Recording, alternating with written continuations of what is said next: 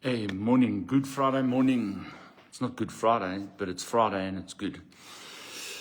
To my brothers and sisters, my South African, as someone said to me this morning, compatriots, to my fellow South Africans who are contending with the day-to-day life that is South Africa. Welcome. Welcome to my 15 minutes of fame, right? So I would like you to read a post that I put up earlier this morning in order that you can have the context of what I want to share with you today. We recently had the comments of the United States Ambassador Boswell, I often forget the guy's surname, but this guy, from what I'm hearing from other media commentators, is a personal house friend of the president of the most economically and militarily powerful country on earth, as we are seeing in full display as we speak. And this guy said certain things which I am pretty sure may have originated around a dinner table or over cigars while sipping cognac in the cigar room at Mar-a-Lago, is where these opinions were formulated and discussed. And as well as that, I'm sure certain actions as pertains to different outcomes in terms of pressures that are being applied on the ruling party of this country from the United States. And during a meeting or a presentation with BizNews, the ambassador of America made certain statements in terms of BEE, expropriation without compensation, kill the boer, kill the farmer, etc., etc.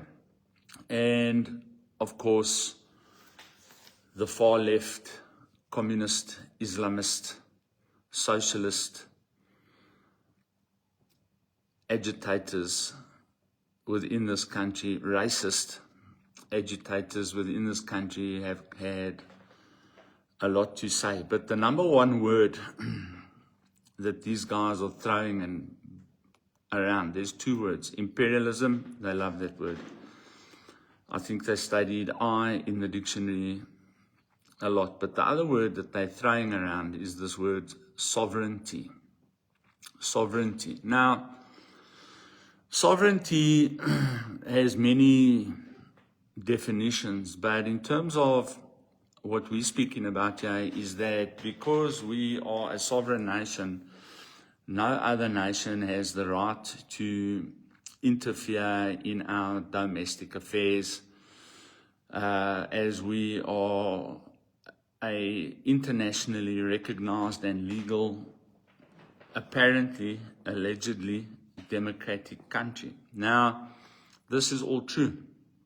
It's all true until you start behaving in a manner that is in opposition and is in fact threatening the security of your own people, the welfare of your own people, the rights of your own people, and then furthermore becomes a threat through these behaviors when you align yourselves with nations that are despotic, with nations that are theocratic, autocratic, with nations that are actively working for the destruction and collapse of other nations. Then your sovereignty becomes meaningless, because those nations are also signatories to the international law that allows them to exercise actions that are intended to defend, grow,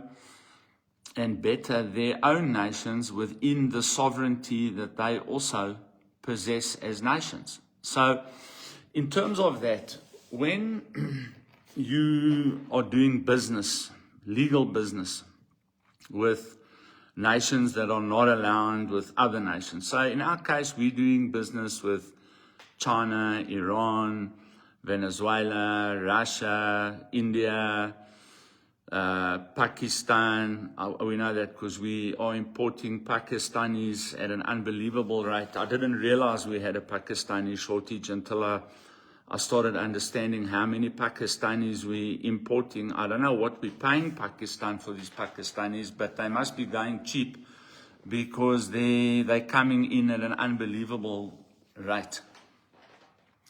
We are also importing Nigerians, Zimbabweans, Mozambicans, Malawians, Tanzanians, Congolese, Iranians at a ridiculous rate. So there must be some market where these people are selling people very cheap because they're coming in at an unbelievable rate. And that already brings us to this word sovereignty. You cannot claim sovereignty when you are allowing millions upon millions upon millions upon millions of illegal people into your sovereign nation unchecked and unconfronted on any level. So right there, your sovereignty is already in the toilet. Already. You have no sovereignty because you have no border. You cannot claim sovereignty when you're allowing tons and tons and tons and tons of illegal products, first of all, and second of all, illegal drugs and other things to come into this country unchecked and unchallenged. Your sovereignty is in the toilet. You cannot claim sovereignty against a nation like the United States, which is now the nation that we're claiming sovereignty on, when you are actively supporting their enemies in their goal of destroying the sovereignty of that nation. You are actively participating in naval exercises, military exercises. We have the incident with the Russian ship, which we have heard and is now being more and more confirmed, was packed with weapons that went to Russia to assist them in the Ukraine war, which is an act of war against Ukraine, which is a sovereign nation. So your allies have actively invaded a sovereign nation, which is Ukraine. You cannot claim sovereignty when your allies, in terms of Iran, with its proxies Hamas, which you came out in support of, on October the 7th, invaded a sovereign nation, which is Israel. Okay? You are actively supporting these nations. You cannot claim sovereignty when you are supporting China, who is announcing globally, repeatedly, over and over, that they are preparing to invade the sovereign nation of Taiwan. You cannot claim sovereignty when your allies have annexed places in Eastern Europe and places in Asia. You are supporting the violation of other people's sovereignty. You support Iran, who has violated the sovereignty of the Kurds. And now, when the American ambassador states facts that are absolutely 100% true, you want to climb on the bandwagon of sovereignty as a nation, as a defense, when you are actively supporting the removal of other people's sovereignty around the world.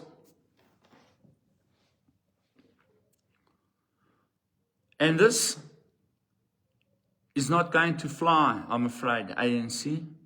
I'm afraid EFF. I'm afraid MKP. Because as you've seen now in the Middle East, Iran, while being attacked by Israel and America, who, according to you, violated their sovereignty, but I would agree, but violated that sovereignty due to the threat that this country poses to world stability. They are systematically eliminating that threat by removing the leadership and removing that country's ability to threaten world stability with its missiles, which it has fired indiscriminately, repeatedly into the sovereign nation of Israel for the last 47 years, while supporting globally recognized terrorist organizations to do the same, firing missiles into, let's forget about that, it's Israel, firing missiles indiscriminately and repeatedly into the borders and boundaries and cities of a sovereign nation. You have supported that. Since you've been in power here for 30 years, you have supported that. Now, the United States has put up and is defending against the continual violation of other people's sovereignty by these nations whom you support. And now you want to cross sovereignty. Now I know why you're doing this. I know why you're doing this. You are doing this because you are hoping that the Security Council at the United Nations is listening to your cries, in the hope that the Security Council will at some point in the future, if America now decides that you are a clear and present danger to the security of A, the Americans, and B, the world at large, that the United Nations will intervene and tell America, you are not permitted under international law to violate the sovereignty of South Africa, even though they are supporting the violation of the sovereignty of other nations globally. Now, as you've seen in Iran and Venezuela,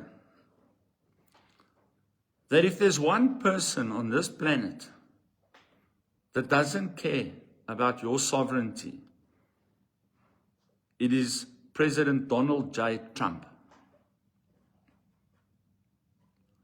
This is a man who, and I know many of you in the ruling party and others in this country are not understanding what type of an individual you are dealing with here. You are not dealing with an individual who stands on a stage and says things and doesn't fulfill the things that he said. In fact, in many cases, he's done more than what he said.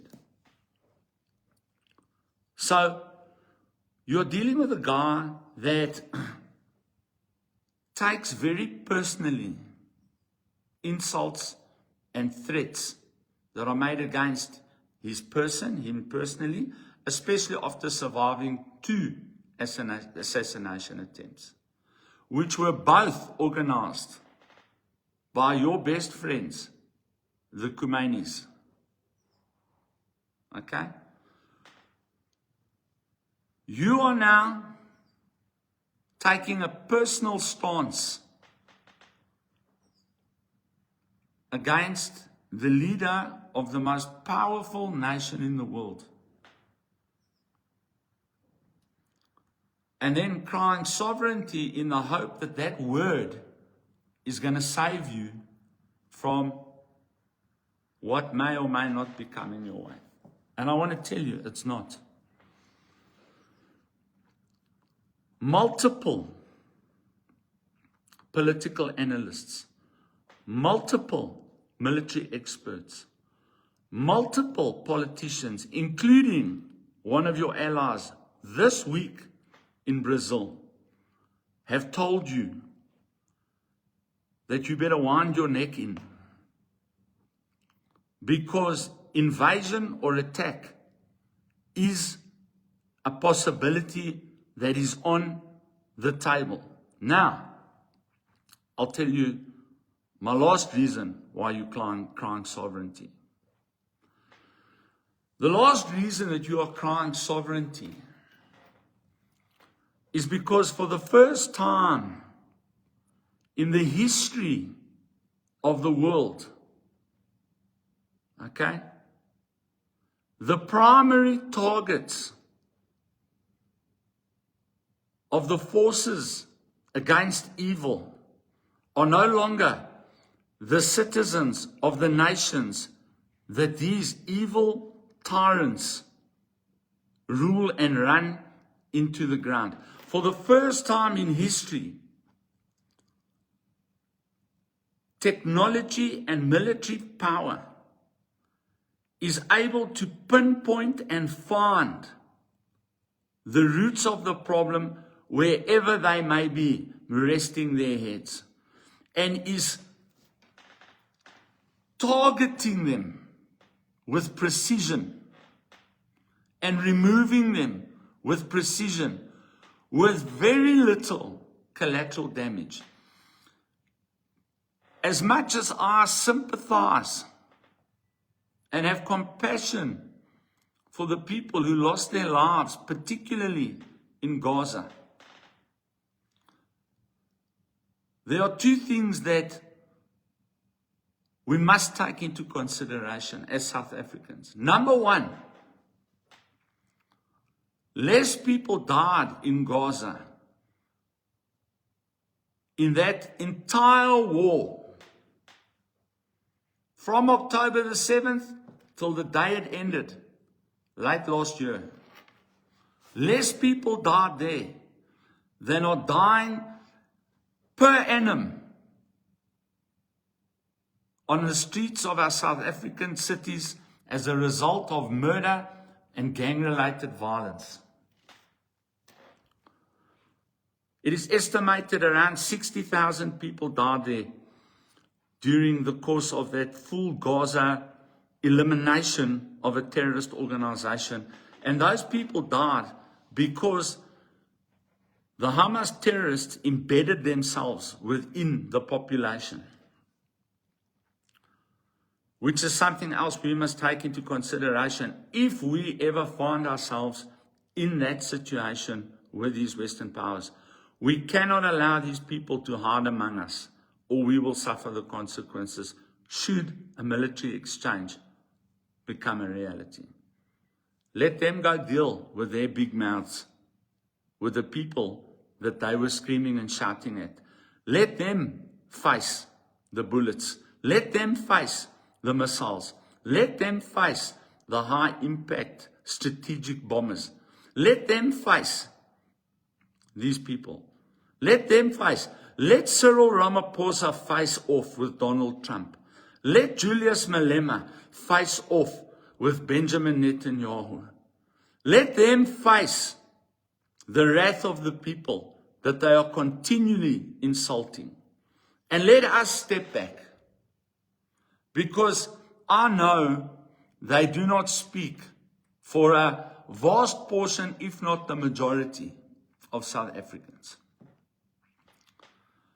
Let them put their money where their mouth is and stand where their words go. That's the first thing.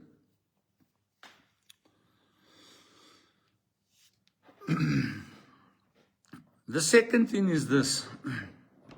is that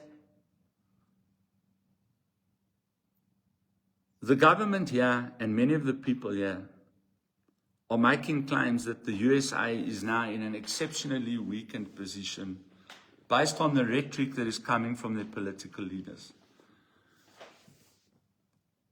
It doesn't take a big brain to realize that this is absolutely complete and utter delusion. Let me explain for the layman what I've learned from political and military analysts and economists that I've been watching now closely and listening to what they have to say, because they are cleverer than me in these things. They are cleverer than Cyril Ramaphosa in these things. They are cleverer than Julius Malema in these things. They are cleverer than our politicians who are dragging us down this trajectory of destruction. And we should start taking cognizance of what these people are saying when we speak to our sovereignty. I said to a man this morning, can you eat sovereignty? Does sovereignty feed your children? No. Does sovereignty in an unsovereign country through its own making, due to the lack of our national identity, which we do not have due to identity politics, racism, and ideology, we have a fractured national identity. We don't know who we are as South Africans, as a nation. We are a divided nation, still split into tribes and races. That is not a sovereign nation. That is a divided nation. Right? A. B. This is what has happened. Donald Trump, in 6 months, has reset the global order. And it's not finished yet. This is just the beginning of it. What he has done is he has shown despotic, tyrannical leaders that they will no longer be tolerated. Especially while they gang up on the free Western world. It's not going to be tolerated anymore. And he's done this parallel at the same time by removing people like Maduro and removing the Khomeini regime. Exactly at the same time, he has pretty much taken control of the world's energy.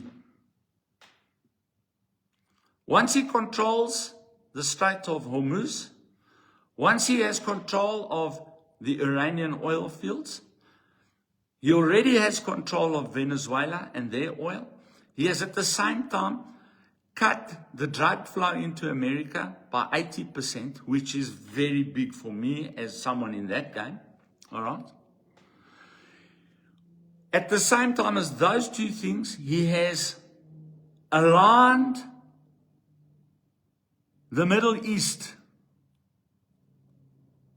behind his thinking as Iran, in their madness, attacked the most powerful Gulf states in the region, pushing them into an alignment with Israel and America, which was already on the cards through the Abraham Accords, which is Iran tried to destroy through the attack on October the 7th.